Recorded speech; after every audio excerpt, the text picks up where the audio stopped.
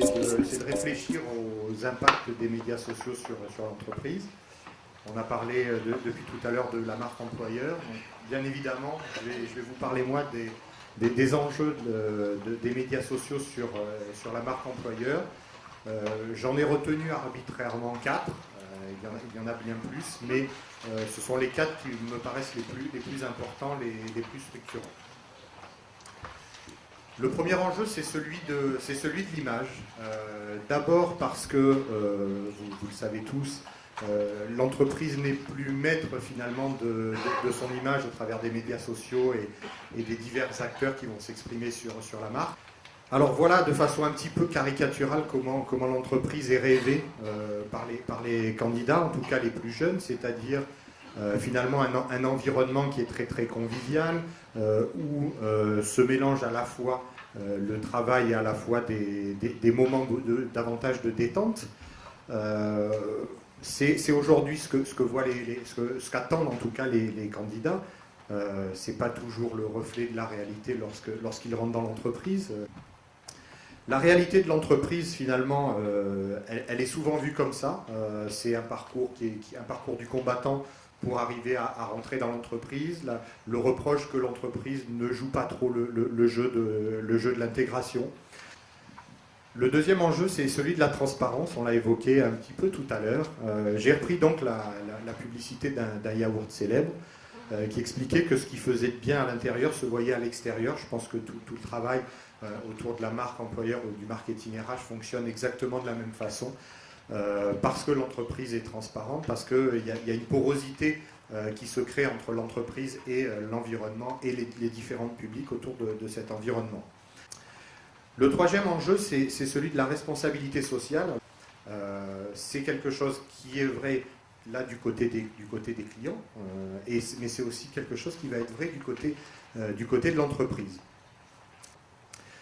Voilà illustré ce glissement qui s'est produit depuis quelques années, où on est passé d'une communication qui était très opérationnelle avec des objectifs essentiellement de recrutement à court terme, à un travail sur une construction d'image de l'entreprise avec le développement d'éléments d'attractivité et de séduction, qui était toujours orienté soit sur du recrutement, ou en tout cas vers des candidats, soit vers l'interne. Et aujourd'hui, c'est en train de se déplacer vers une dimension davantage corporate RH, où finalement c'est l'entreprise en tant qu'acteur de la société civile et la responsabilité de cet acteur dans ses actes qui va être interpellé ou mis en cause. Le quatrième enjeu, c'est celui des modalités de communication avec ces médias sociaux. Traditionnellement, la façon de communiquer d'une entreprise sur le volet RH ou autre, c'était on va concevoir notre message en chambre, en interne, on va choisir le thème, on va choisir de parler d'un produit, on va choisir de parler de notre sponsoring sportif, on va choisir les lieux, c'est le plan média finalement, on va choisir le calendrier, bref, on choisissait absolument tout et l'entreprise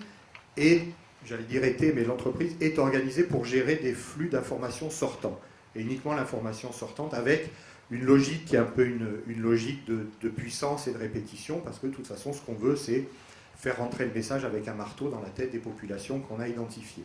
Un message qui est unique, et encore une fois, un message qui est uniquement dirigé vers l'externe.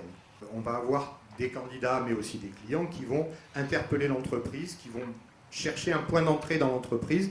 On ne sait pas lequel, ça va être un client qui va passer, par exemple, sur le compte Twitter recrutement ou l'inverse. En tout cas, ça veut dire que les entreprises se retrouvent à devoir gérer des contacts entrants, devoir s'organiser pour gérer des contacts entrants, alors qu'on était organisé essentiellement pour faire du sortant. Faire du sortant avec une logique de puissance et se retrouver aujourd'hui avec une approche où il faut gérer plutôt la pertinence, parce qu'on ne peut pas avoir un message global et générique à partir du moment où on répond à une personne qui nous a interpellés. Et puis l'autre élément, c'est qu'on perd finalement l'initiative de la prise de parole, puisque dans le second cas, on va être davantage en réactif. Ce terrain de jeu, c'est sur les réseaux sociaux, bien évidemment. Le premier élément qui est important à prendre en compte, c'est cette notion d'instantanéité, d'immédiateté, le fait qu'il n'y a plus d'espace, de délai entre l'intention et l'action. Le deuxième élément, c'est les médias sociaux, ça se pratique en groupe, c'est pas un sport individuel. Il y a derrière ça toute la logique de transmission de l'information, de viralité, de relais d'information, etc. Le troisième élément qui est important à prendre en compte, c'est le like, c'est-à-dire que j'ai la possibilité d'émettre un avis, une opinion de façon immédiate sur un registre qui est davantage sur celui de l'émotion que celui de la réflexion. On a des entreprises qui vont répondre à ces sollicitations par un discours qui sera sur le domaine de la rationalité, des preuves, des exemples. Il y a un hiatus là qui se crée nécessairement entre en face un candidat ou un collaborateur qui prend la parole de façon individuelle et bien évidemment on va plutôt aller et liker une situation individuelle qui est imprégnée d'énormément d'émotions plutôt qu'un discours très rationnel de l'entreprise.